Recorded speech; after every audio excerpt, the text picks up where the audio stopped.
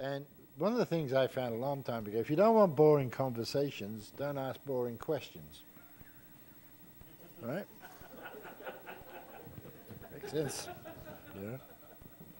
If you're going to run and have an interesting life, you better put the interest out there for someone to get interested in. And if they're not interested, don't talk to them. Otherwise, you'll be not interested. You know, this world is very much an exchange world. What you put out, you get back.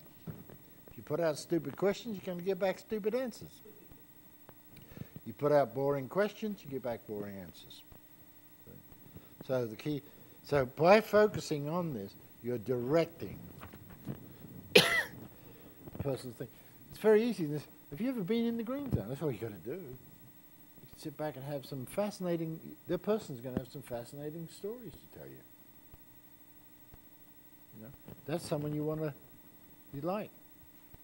The Betcha book practically had that in it originally, if you remember. How did you get into this business?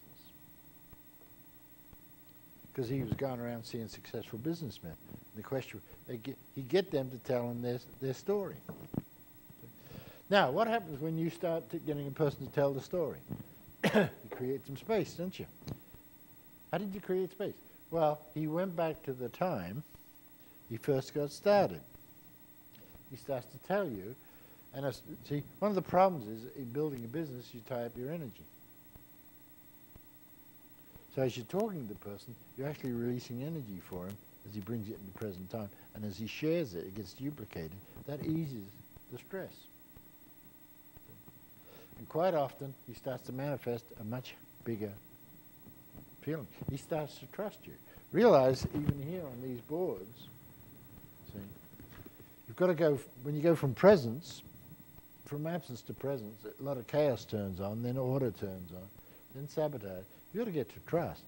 Now, no one's going to do business with you if they don't trust you. So you've got to be trustworthy. All right?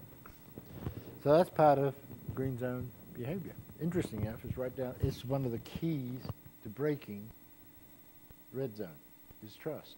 See? You've also got to have the ability to be helpful. It says game planning, but you've got to have a game to plan. You've got to have a game to play.